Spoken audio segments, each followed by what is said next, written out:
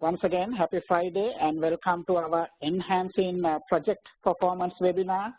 It's wonderful to see all these great leaders that we have met during your leaders orientation.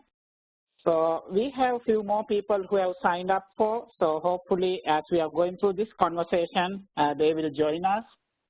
So once again, if we have anyone who has not attended the Vista Leaders Orientation, my name is Kapila Vavegama.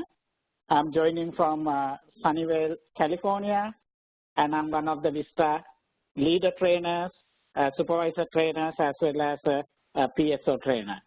So this morning or afternoon, based on whatever the time zone that you are joining us from, we are going to have a very, very important conversation about how can we facilitate project performance enhancement. And also just know that I'm recording the session, so it's on record mode as well. All right, so let's take a look at what are our session goals or the opportunities for this conversation. We have 3 opportunities here. First is to review a strategic framework for continuous project improvement. That's kind of the key focus of the session. And also we will have the opportunity to identify and explore potential tools and techniques that we can adapt in project performance improvement. And then the third is also to take a moment towards the end of our conversation and ask ourselves, what are some of the ways as a Vista leader we can help our Vista members and their projects in regard to project improvement processes. So these are the very 3 specific objectives. As most of you have attended previous webinars, I'm kindly inviting you all to please participate whenever there is the opportunity to share your ideas, thoughts, so we can make it a more engaging and sharing conversation. So I'm seeing one chat message from Andrea that having difficulty hearing anything. So Andrea, that must has to do with the computer, maybe Andrea is connecting from. But let me double check again with the rest of the participants. Can a couple of you let me know whether you can hear me clearly before we continue? Okay, thank you. All right. So if one of you can actually send a chat message to Andrea with the phone number, because if I try to get to that screen, then I'm going to lose this screen. I would very much appreciate if you can, one of you can send it to the chat function. Okay, so let's take a look at our conversational framework today. So what I like to do is to frame our conversation based on some important questions. So there are 5 questions we are going to be focusing on. Question number 1 is we will take a moment to ask ourselves, what are the benefits of having a continuous project improvement strategy? Because, if we are doing anything, there is this key question that we need to address, why? So we'll take a moment to address that. Then we are going to be looking at what are the key elements, or what are at least should be the key elements focused in a project improvement process. Then we will look at some ideas how to design a continuous project improvement process, sort of a framework. I will share with you one framework that hopefully you will be able to adapt in your own work. And then also have the opportunity to share some tools and techniques that we can adapt in a continuous project improvement process. And then, as we said earlier, which is also our third goal for this conversation, to discuss how can we help facilitate this process with our Vista members and their projects. So with that, and thank you for those of you who send that information to Andrea through the chat function. So let's look at our first question. What are the benefits of having a continuous project improvement strategy? So let's get some ideas. Let's get you involved early on in this conversation. So for you, what are the benefits you see having a continuous project improvement strategy for a Vista project? So please use the chat function and choose all participants so everybody can see your thoughts, and let's get some ideas. Why do you think it's important from a Vista project point of view?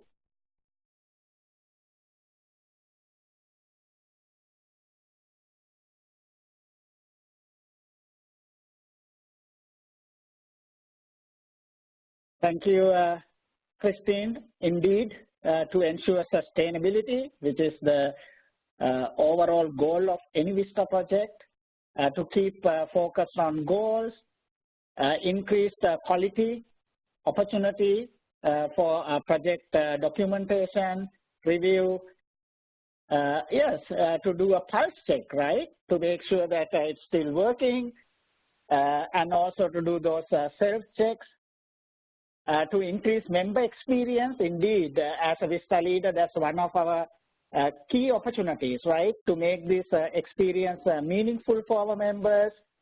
And this is great. I'm getting so many great ideas through the chat, so I'm not going to read all, but please keep an eye on what your colleagues are sharing. I will pick from here and there, and also to reach, to extend our reach to different populations, expand our serving populations, and yes, it's a very important ongoing motivational opportunity for our Vista members to recognize the good work or the outcomes that's taking place, and to promote retention and participant strength. These are great thoughts, and as we are going through this conversation, you will see how what we are going to be talking about is going to connect with what you had shared here. So thank you, everybody. These are great ideas as a starting question for this conversation. All right, so with that, let's take a look at our second question. What are the key elements that should be part of a project improvement process? Of course, there are many sort of building blocks that comes into play when you are designing a project improvement strategy or a process. But here I would like to bring to your kind attention 10 essential elements that should be always looked into, and then there may be other elements that you might add, but these 10 are a must. And these are not new, but concepts for you, but it's important for us to kind of look at those 10, because our rest of the framework is going to build on these building blocks. So what are those 10? We will just take a quick look at the 10 elements, then we will take one at a time.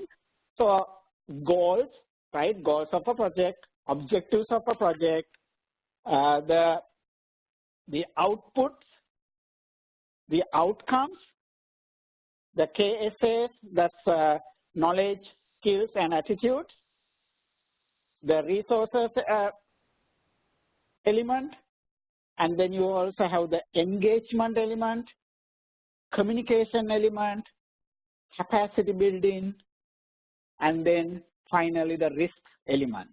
So those are at least the basic, I would say the 10 essential elements that we have to really pay attention when we are designing a continuous project improvement process or a strategy.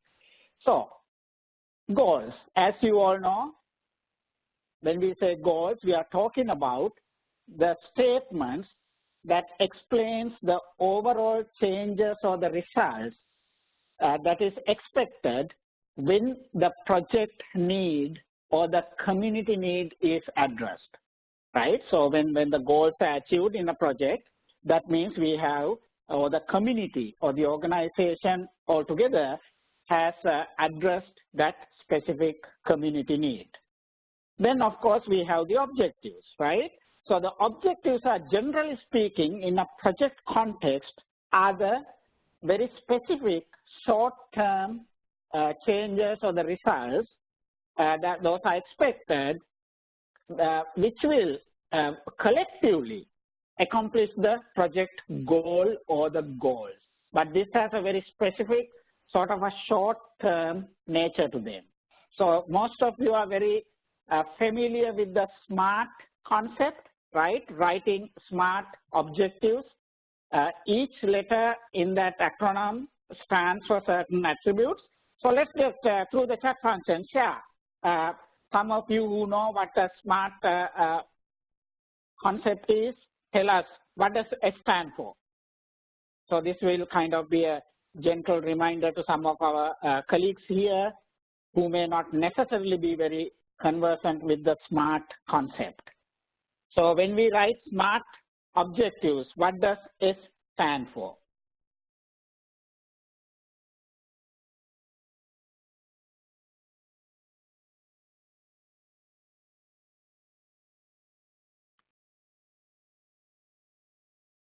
Thank you. Jacqueline says specific. Anything else comes to anybody's mind that S stands for? Okay, so now we are going to the M. M stands for, of course, measurable. And also, I would invite to think about M also for meaningful. Measurable and meaningful. And then A stands for, as Jacqueline points out, attainable. A couple of other things that I would add to A, attainable, also active. And that's very, very important. The reason I like to add active, when an objective is written, we should write it in active verb, using active verbs, right? So it really calls for action. So attainable, action-oriented. That's what active means. Then R stands for, as Madison points out, and Natasha as well, realistic, relevant, and then of course the T stands for, as Jacqueline points out, team bound. So it's very, very important, right? So the objectives are written used by using the SMART concept.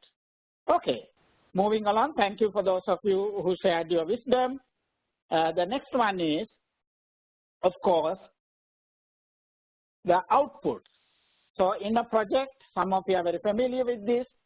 In a Vista project, when we are talking about outputs, what we are saying is a type of measure that can actually indicate the number of or the amount of actual products or services delivered by that project.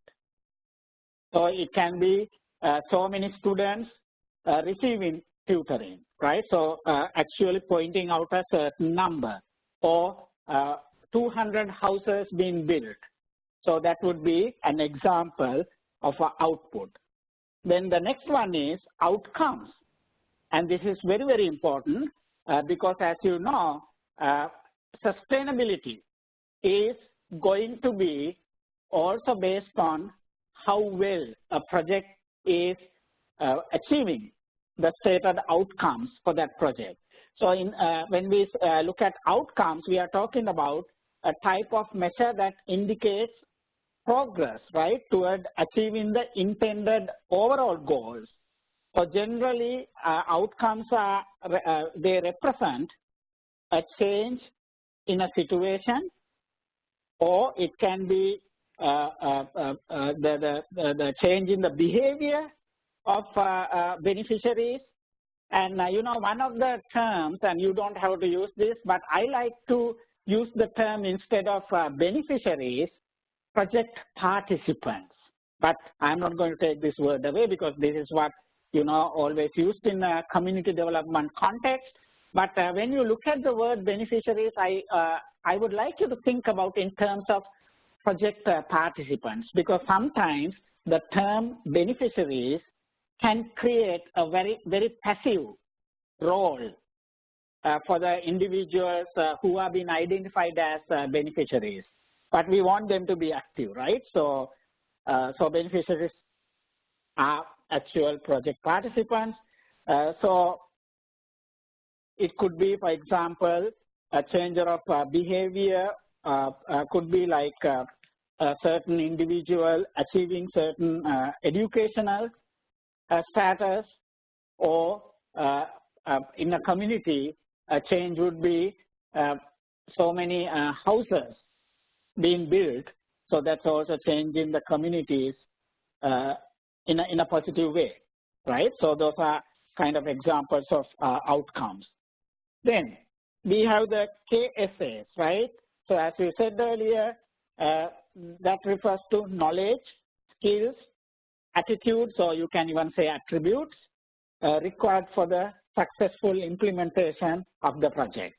And this comes from all the different parties who play a role in the project process. Then, of course, the resources element. There are three major resource aspects, as we know: human resources, physical, and then the money element that's needed for a certain project. Engagement, very important, right? Because remember, during the PSO, you learn one of the VISTA values is ensuring community engagement and participation. So when we say engagement, again, that's why I said, instead of thinking beneficiaries, when we think them as project participants, that means they are participating. So meaningful participation and contributions by the project participants, stakeholders, and other actors who are taking different roles in a project, overall project. Then the communication, as we all know, very important element to keep in mind. It includes both internal communication, external communication, vertical as well as horizontal level of communication and systems. So that's the communication element. Then, of course, capacity building, right? That's what VISTA is all about. So it's also important for us to focus on the transfer of skills, products, and relationships to the project participants. Again, with the term out there, to project beneficiaries. Then very important in a project improvement process for us also to pay attention to the risks element. So these risks are internal or external factors and conditions that can derail the project, that may that might create obstacles or barriers achieving our goals. So that's our second question that we were looking at. What should be the key aspects focused in a project improvement process? So our question is to look at a framework. But before we go to the framework, let's take a moment looking at those 10 essential elements of a continuous project improvement process. Let's take a breathing moment and see whether there are any questions or additional thoughts in regard to these key elements that should be part of a project improvement process based on your own experiences and expertise. So let's take a moment, pause here for whatever the time we need to see whether any of our colleagues have any additional thoughts or questions about the 10 essential elements, or any other essential elements that you would remind people to keep in mind when you are thinking about a project improvement process before we actually take a look at a framework in our next question. So I'll give little time to see whether any questions or additional thoughts appear in the chat function.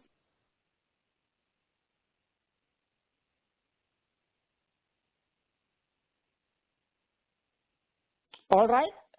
Yes, thank you, Andrea. Participants have a say in creating the goals. Yes, that is the engagement element. And Andrea is specifically pointing out to one way that you can get their engagement and ownership, very, very important. And Jacqueline talks about the parallels, results, accountability framework, a little bit, goals, results, objectives, indicators, program and performance measures, outputs and outcomes, right? They are very, very important because it's very interesting, Jacqueline, what you are pointing out, because our next when we look at the framework, exactly, these are some of the pieces that we are going to be focusing on, because it is about performance measures, but I like the fact that you chose the word indicators, because that's the term that I have brought into this framework as we are looking at. This is great. Thank you. Let's see any other questions or additional thoughts. All right, so thank you to Andrea and Jacqueline for sharing those thoughts. Okay, now we are going to look at how to design a continuous project improvement process. So I'm going to share with you a framework. Of course, you know, these are ideas. Then, of course, you can create your own framework in your own project context. But I want to share with you some of the key aspects or pieces that we should really focus on creating a continuous project improvement framework. So I am using the analogy of a dashboard, like in a car, right? So in a dashboard in the car, we have so many different meters or gauges that tells us how the car is performing. If there is something lacking, it will indicate us through certain gauges. So likewise, when we are thinking of a continuous improvement process of a project, we can think in terms of such dashboard. So this is our continuous project improvement dashboard. So as you can see, there are 6 smaller gauges. Then there is the big one, and the big, all the others are based on the big one that we are going to be looking at now. And then also you have the risk meter or the risk gauge. So let's look at what those are. So the big one is, as I said, as Jacqueline pointed out, the term indicator is the progress indicator, right? So like in a car, at a certain time after you have driven several miles, you'll take a good look at the dashboard and kind of see how the car is performing, and also the car's ability to continue to perform efficiently and effectively. So the progress indicator. Then the other gauges comes with that as we look at some of the earlier essential elements, the KSA gauge, and we will take a look at those as we go through this conversation. And then you have the resource meter, then you have the engagement meter, you have the communication meter, you have the collaboration meter, and you have the capacity building meter. And then also you have the risk assessment meter as well. Now, let's take a look at each one of those.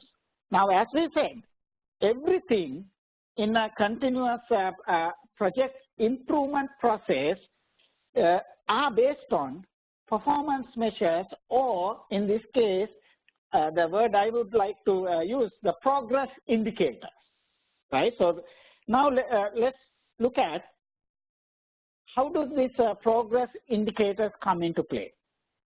So Here's a continuous project improvement process plan. This is not an extensive one, but just an example. So let's say this specific project, the goal, one of the goals is to increase the graduation by 10% in 2019. So that's one of the overall goals, because the community or the school challenge or the need is that enough students are not graduating from this high school, right? So therefore, that's the goal. Then one of the objectives under that goal, as you can see, is to design and carry out, implement an after-school program, especially for students identified by the teachers who has got some challenges and barriers. So, right, that's kind of the targeted population. Now, then you will write what are the targeted outcomes or outputs. So we will, you know, when I'm creating such plan, I will have this sort of a framework or this template for each targeted outcome as well as for each targeted output. They have to be separate. So here we are looking only at one targeted outcome for this project. And that is, as you can see, increase the attendance of this student population by 30% by the end of 2018. Now here's the very, very important piece. A lot of organizations, projects, they do a good job up to this point. But then how do we go about creating an ongoing or continuous project improvement process? The real opportunity there is the rest of this piece. And that is, we then have to ask ourselves, okay, in order for this targeted outcome, that is to increase the school attendance rate by 30% by the end of that specific year, in that process, what would be some of the progress indicators at different intervals that will tell us the project is actually moving in a way that it will achieve this specific outcome. So, under progress indicators column, I have just done two. There could be several progress indicators that will tell us at different times whether we are going towards this outcome or not. So think in terms of, like when I think about progress indicators for each of the targeted outcome or output, I think in terms of like taking a train from one place to another place. So my targeted outcome, that specific targeted outcome will be my final station. Then the progress indicators are kind of the in-between stations, because if I don't get to those in-between stations, I will not get to the final station, right? So that's another way to look at it. Then you have the, and when do you, very, very important, when do you want to do the progress review? Because that's the key, right? Because on each of these identified dates for that specific indicator, we are using that dashboard, right, to do the assessment. Then assessment source methods, how you are going to, what you are going to use in order to see whether we have achieved that progress indicator by that whatever the scheduled date, and then who is going to be actually doing that, right? So again, there could be more than two for this specific outcome, but for an example, we just identified two here. So now, where do we go from there? Now we take one progress indicator on the day that it is, you know, scheduled to achieve. So for example, on March 31st, I will take, we will do the review now, right?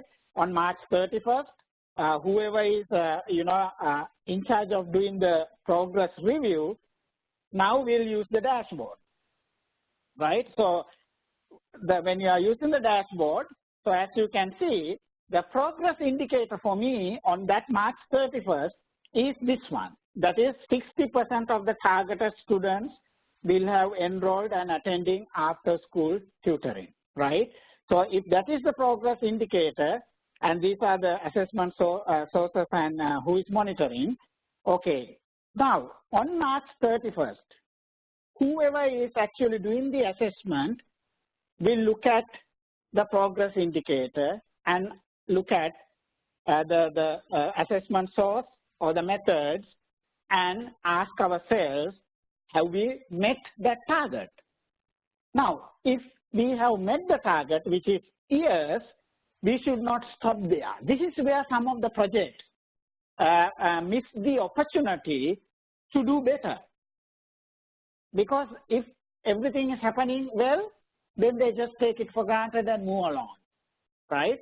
So, in this case, if we have attended this progress, achieved this progress, then if it is years, then we need to think about what we are going to do next. Now, when you do the progress indicator, of course, the primary question we ask ourselves, have we met the expected progress for this time frame? Which means, have we met the progress indicator, whatever stated in the progress indicator column on March 31st. So if it is years, then we still ask, is there a need and opportunity to increase the level of output or the outcome? In this case, we are looking at an outcome for the next period. What do we need to do? Because if we are finding actually we are, the way we are achieving this rate is even happening more efficiently than we have planned, how can we, build on that? For the next, when we are thinking of the next level, rather than just staying with what we had originally said. Why? Because now we know we are doing better. So maybe we can set the bar high, right? Okay. If our answer to this primary question about whether we have met the progress indicator for this time frame, if it is no, then of course, there are different questions we need to ask ourselves, right? And the question we ask is, what were the reasons that prevented us from achieving this progress? So as a team, then we can have a conversation. Of course, then we say, how can we address them?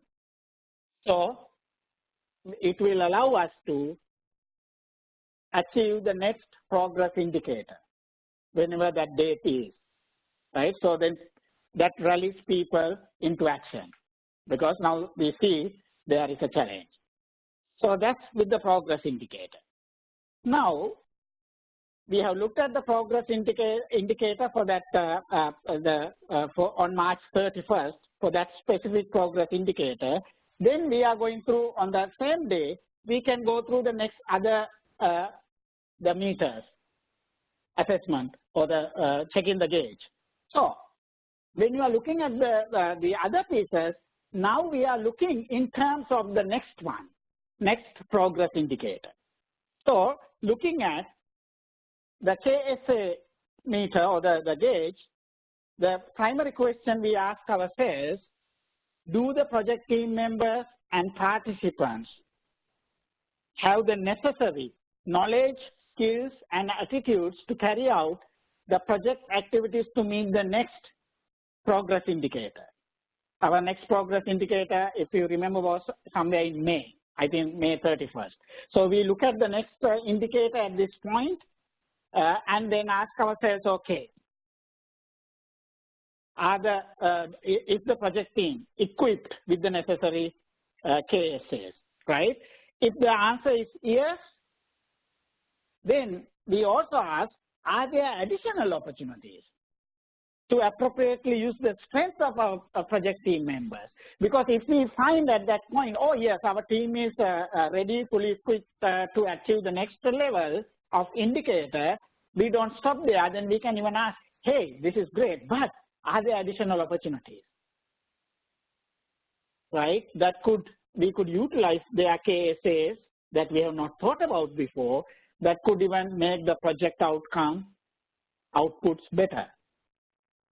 If our answer is no to this question, when we are looking at this for the next indicator, then we need to ask, of course, so what are the KSAs that's lacking in order to be able to achieve the next indicator that we have in May, and how can we address that? How can we equip our team members so they will be able to achieve it, right?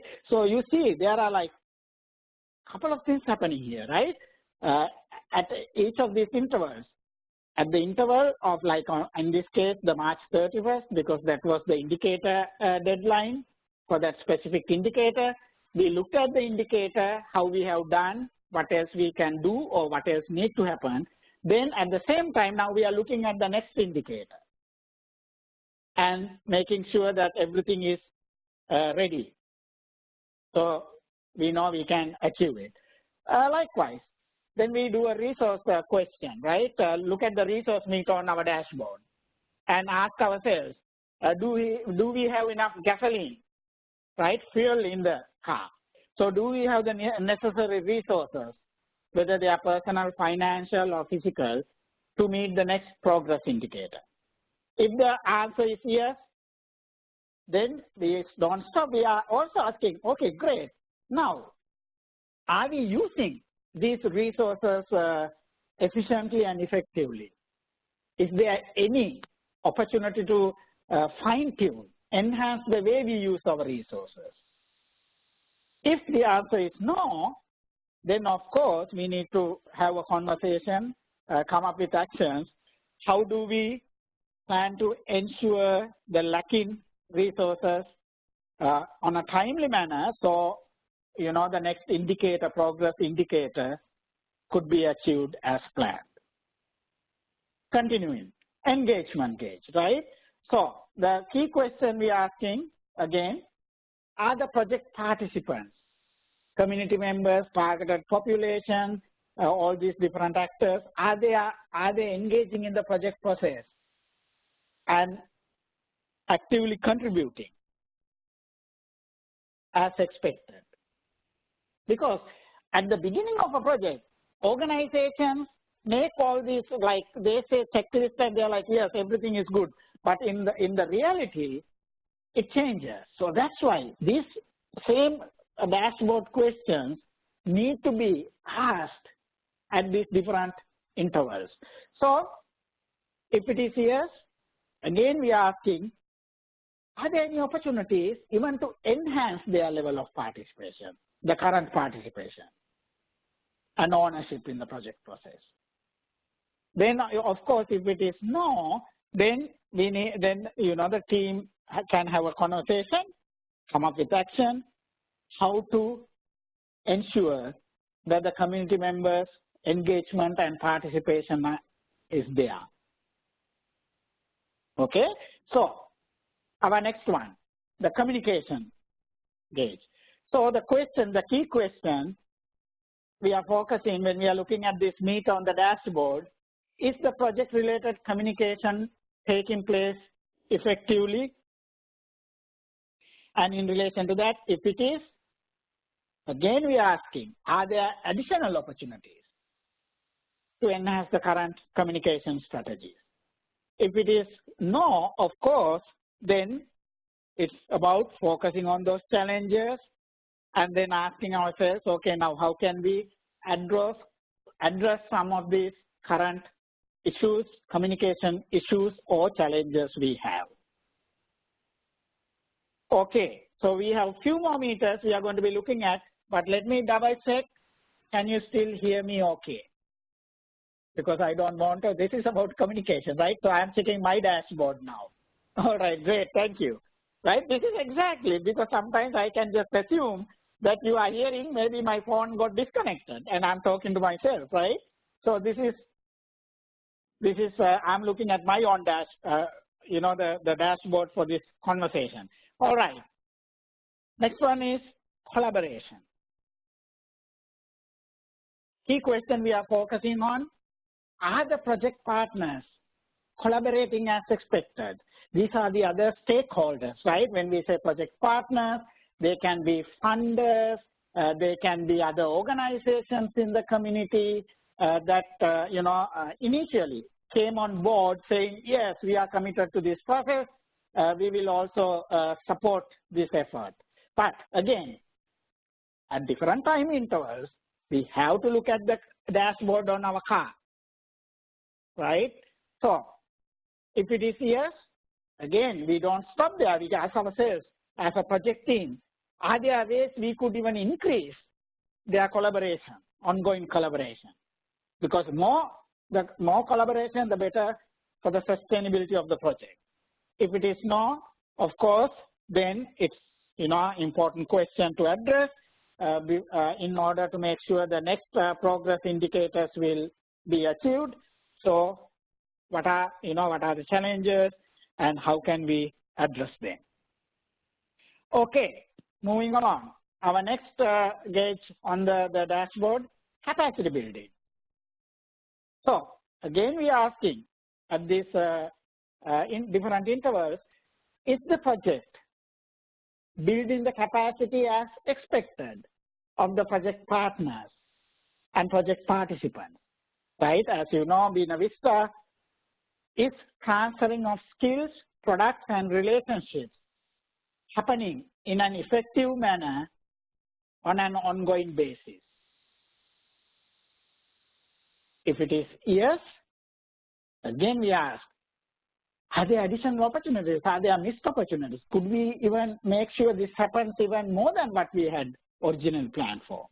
If it is no, of course, importantly, yes, what are the current challenges and barriers that's kind of preventing this capacity building, and what do we need to do, right? So we don't wait until 6 months into the project, 9 months into the project, or at the end of the project, because we are doing this, having this look at our dashboard every time when a progress indicator is scheduled. Then, of course, the last meter or the gauge on our dashboard is the risks meter. And we all know that is very, very important for any project. So that also generally organizations do it at the beginning, then they forget about it. But again, what we are saying is, in a continuous project improvement process, this has to happen on a continuing basis, right? So this is our time when we have these intervals to ask ourselves, unveil what are some of the ongoing risks. So the key question is, are there any risk factors that will prevent us from achieving the next level of progress? If so, then of course, the team needs to identify ways to eliminate or reduce the impact of those risks. So when we look at project risks, there are at least 6 major categories. Some of you have seen this if you had come to my sustainability session during the Vista Leaders training. Just to quickly go through them, the risk factors are, one is the environmental factors, right? That includes internal and external factors such as organizational changes, cultural changes, even something like environmental challenge or effect like a natural disaster could have a drastic impact on a community development project. Then policy related, right? When there are policies changing, that can be a risk factor for an ongoing project. Personnel, right? If the leadership changes or if the supervisor changes, what does that mean? Right? Is that going to happen? Has that happened? So if it is like, if I know my organization's, let's say the Vista member knows the supervisor is leaving next month, that's a risk factor for the project. So then really paying attention to that. Resources, right? Very clear cut. Funding, we all know some of the risks that could come along with those, and then any political. So every interval, very quickly, we can look at the next expected progress indicator, and in relation to that, again look at these 6 different risk factors. And if there are any potential risks that could that we are seeing that could have an impact achieving the next progress indicator, then of course the team has the opportunity to come up with ways to address them. So we don't get caught by surprise at the time of the next progress indicator review. Oh, we didn't think about those risks actually took us away from achieving that progress indicator. Okay, so as you can see, so that's our dashboard, continuous project improvement dashboard. So what we just did was we took one progress indicator, and on the day the review was scheduled, then we looked at how we are going to use these gauges to get a good check on our project journey at that given time, and also then doing whatever necessary for our project vehicle to be ready and equipped to go to the next destination, and that's the next progress level indicator. Okay, so that was our third question, looking at a potential framework. So let's see, in relation to that framework, are there any questions or additional thoughts in creating such continuous project improvement dashboard? Not only creating, how we are, how we use it, or a framework. Before we go to our next question, let's take a moment and see whether we have any questions with the dashboard we looked at, or additional insights, thoughts with based on your own experiences.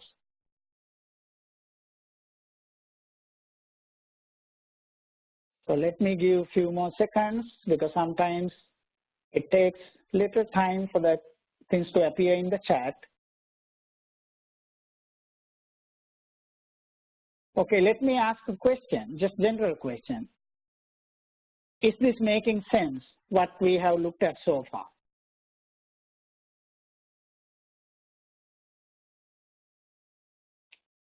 Yep, Jacqueline talks about sometimes tough to keep people engaged long term. Indeed. So this is why, when you have this kind of a continuous project improvement process or a strategy, that is also a way to keep people engaged, active in the process, which could serve as a motivator.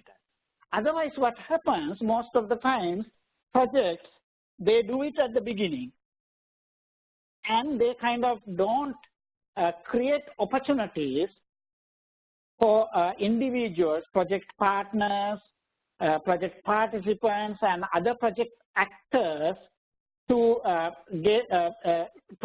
continue to be engaged in an active way. So by having this kind of mechanism, a process allows that ongoing conversations, ongoing engagement, ongoing thinking, ongoing decision making. So it's a sort of a living process for people, not just at the beginning of the project and then that's it, or maybe like mid-year, of the project people, the project partners come together. By that time, some of them have lost enthusiasm in the process. Okay.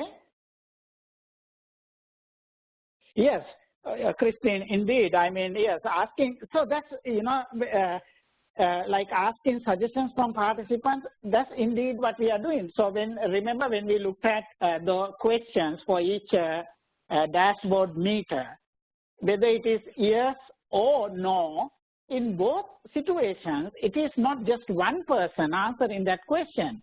It should be a project team answering that question. So when I say a project team, one of the representation in that project team is the actual participants in the project, right? So very, very important, Christine, for people, for all of us to keep that in mind. So this is not just the organization, this is not just the supervisor or the executive director or just two parties, but we are talking about having this conversation with key people, which, you know, project participants are one of the primary people, parties.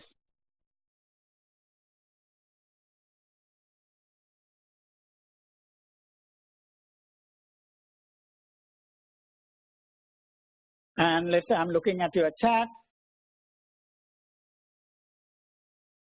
Yes, Roslyn, very, very important question again. And that is, as you can see, Roslyn is asking, is there a specific time frame that I would recommend? No, Roslyn. So again, as we said, this project reviews should happen based on the timelines of the progress indicators that is set for different outcomes and outputs. So it does definitely varies on the context of the project. Am I answering your question, Roslyn? Thank you for that. It's a very, very important question, yes. Now, can a project maybe come up with, you're welcome. Can a project come up with a mechanism like to do it every 3 months? That's fine too. I mean, there's nothing, you know, there's no harm in it. But if we do it in relation to the progress indicators, then we are keeping those progress indicators alive, right? And everything that project partners or the project team is doing is very meaningful because they are aligned with the ongoing progress indicators. And again, the idea, as we see, whenever we look at the dashboard based on a progress indicators timeline, the main question we ask ourselves is to assess how have we, you know, achieved that progress indicator that was expected for that specific timeline. Then most of the other gauges, we are looking at them, assessing currently as well as thinking of the next indicator and preparing, being ready, being prepped to make sure that our car is in good shape to get to the next destination. Right? So that's why it is called a continuous improvement process. And again, as you saw, even when things are going well, we also ask that question for each of those when the answer was yes, how else, what else can we do? Right? Again, that's what continuous project improvement. That's the whole idea. Otherwise, you know, organizations create a project, they have a timeline, they just go through the timeline, and if they are achieving things, good, but not so much thinking goes in the process, even if things are happening the way they want, but can things even be better? Right? So that's again that continuous opportunity, improvement opportunity. All right. Now, our next question, what are some tools and techniques we can use to conduct a reality checks or pulse checks in a continuous project improvement process? So I'm going to share with you 3 techniques, very common, some of you may be familiar, and then of course I will give the opportunity for our participants, colleagues today to share any other techniques that they might use.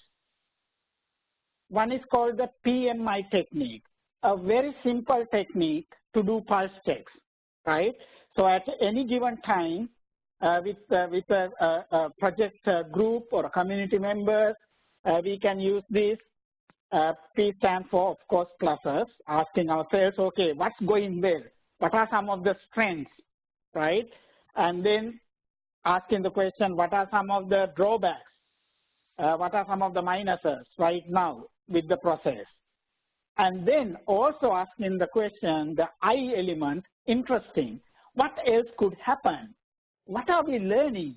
What is interesting about what's happening? How can it inform us even to do things better? So it's a very simple technique called the PMI technique, and I'm sure many of you are very familiar with this. So that's one technique that you can use for simple pulse checks, reality checks at different times. The other one is called the SWOT analysis, which again some of you may be using currently. So in this case, each letter stands for a different dimension. So S stands for strengths.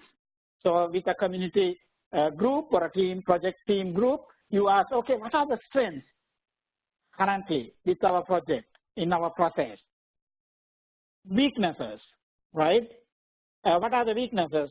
And then you have the O, opportunities. What are the additional opportunities here?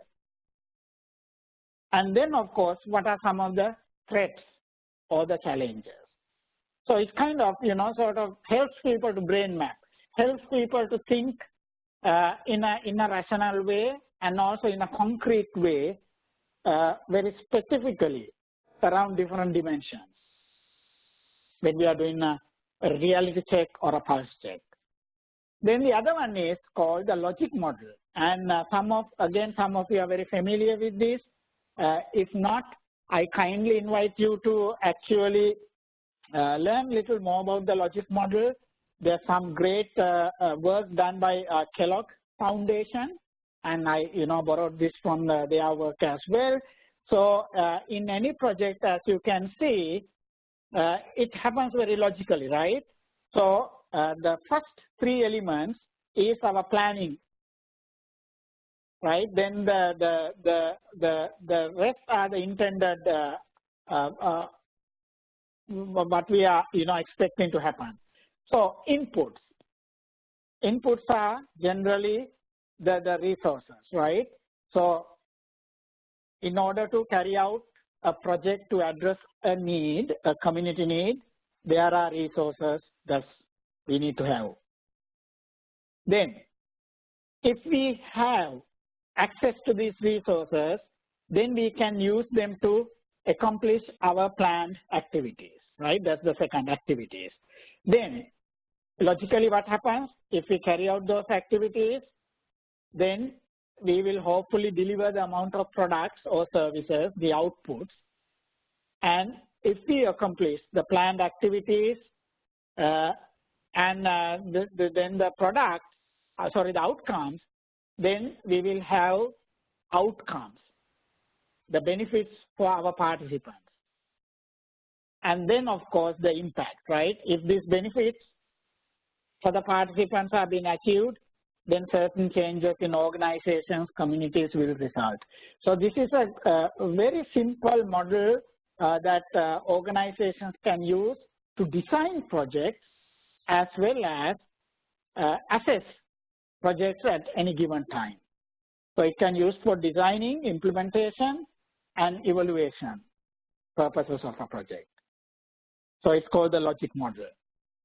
All right, so those are the three techniques or the tools that I wanted to share with you, to add to your toolbox, especially in relation to thinking about continuous project improvement. Now let's get some other additional ideas. Are there any additional techniques, tools that you have found to be helpful in a continuous project improvement process? If so, let's take a moment and share those through the chat function as you have been doing. So we looked at 3 PMI, SWOT analysis and the logic model. Anything else some of you have used?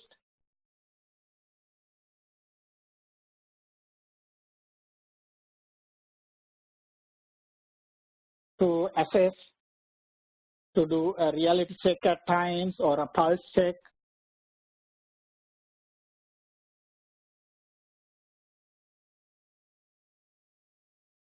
Okay, so I don't see any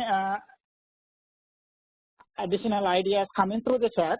All right, now let's move on to our next question. And it's kind of our last question, and again, but don't leave, because after that we look at this question, then we also want to take a moment and do the survey for the webinar. So therefore, right after we are done with this, please do not leave. Okay, so our next question, the fifth or the last question for this conversation today, how can we, as VISTA leaders, support our VISTA members and organizations with continuing project improvement processes? I know earlier some of you actually, one of our colleagues said that let's see, yeah, Carla said definitely can see, using this kind of framework, especially with our first year projects. So that's one way. What are the other ways that you can support, guide your VISTA members and their organizations, either in designing a continuous improvement project or strengthening what they may have? What kind of role, basically, that you think as a VISTA leader you at this point you might see playing in such a process? Any ideas, any thoughts that comes to anybody's mind? It might be too early, because you know, as time goes, when you see opportunities, of course, that will call you into action. I think few thoughts, education recommend tools like SWOT and logic model. Thank you, Jacqueline. So bringing some techniques, tools into the process.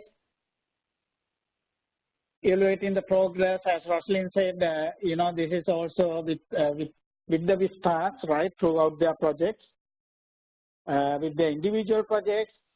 Thank you, Roslyn, because that, yes, you can help VISTA members to sort of establish such a process for their own VISTA projects, if there is no such continuous improvement process. Thank you. And I think at this point, those are two major roles that as a VISTA leader that you have the opportunity, and that is to bring some additional ideas, resources to the table in relation to continuous project improvement processes, as well as helping, guiding, educating, coaching our members to be able to do that.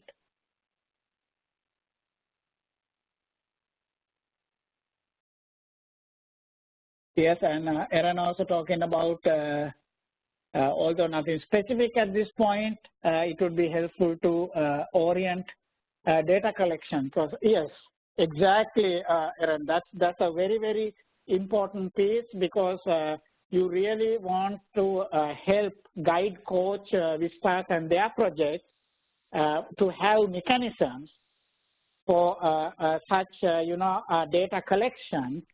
And also another important piece to do is to have baseline data, because some organizations, unfortunately, they would start a project, and at the end of the a certain time frame, they see progress, but they cannot clearly indicate what is that progress, whether it's a percentage increase or any other way of identifying that. That's because they do not have the baseline data. At the beginning of the project, they did not collect the baseline data, because then only anybody can show the progress compared to the baseline data. So that's also a very, very important piece, Aaron, as you're saying. All right, so with that, so what we did today, we looked at these 5 important questions. What are the benefits having such a continuous project improvement strategy? What should be the key aspects, right, elements that we looked at 10 essential elements, and then how to design a continuous project improvement process framework. So we looked at like the dashboard concept, and then what are some tools and techniques. We looked at 3 techniques, PMI, SWOT analysis, and the logic model. And then also you brought some ideas to the table at this point, how you might go about as a VISTA leader, help our VISTA members and their projects in relation to having such a mechanism in continuous project improvement. Okay, so before I open the poll, I just want to give you another opportunity. Again, please make sure you respond to the poll before you go. But let me take another moment and make sure, are there any additional questions, ideas, or insights in relation to our theme, which means continuous project enhancement. Just want to make sure that we provide. Okay, Jacqueline is asking, can you recommend any online resource tool for tracking these processes? Actually, Jacqueline, to be very honest, I have not myself seen a very specific tool for that. I'm sure there may be, organizations who have created online assessment tools. But for me, I am more of it's always good to have these resources. But for if such resources are there, to take ideas and sort of create a customized approach, that's kind of my way of looking at it. That also, when I do that, it allows me to get the actual project participants and other parties' ideas in creating the system itself. So there's more ownership to that. Right, and as Christine said, it could be just simple spreadsheets. Now, what we want to make sure that we don't end up doing is just putting numbers into an online or a computer template, because yes, that will be the kind of the way we document it, but documentation should not drive our process. So our process should drive the documentation. So this is sometimes what I see happening with today, especially with technology.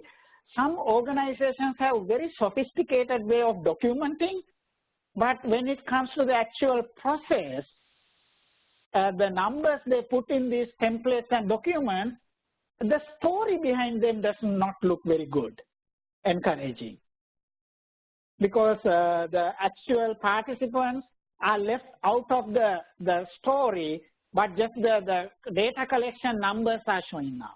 So that's kind of a balance in this community development processes.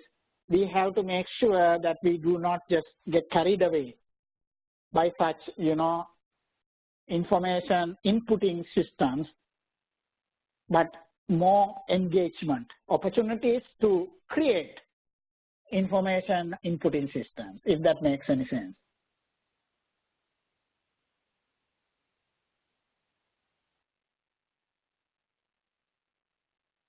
Okay, that's no worries. One of our leaders who have not attended the VISTA Leaders Training, it's too early for some of these concepts. I definitely understand, and you should be fine with that, because, if you are first time becoming a VISTA leader and also getting into this kind of role in community development, yes, it will come, with time. It will take a little time.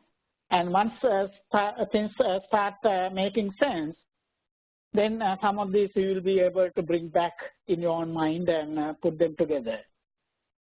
Yes, so this, Roslyn, yes, the recording will be on the campus in a couple of days, and also a PowerPoint, the copy of these slides.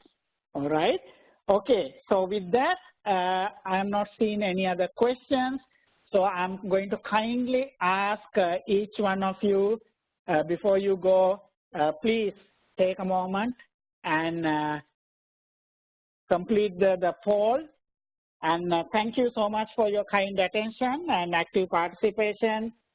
And I want to wish all of you happy holidays, and also give big thank you to your commitment to your VISTA projects, as well as for your VISTA members.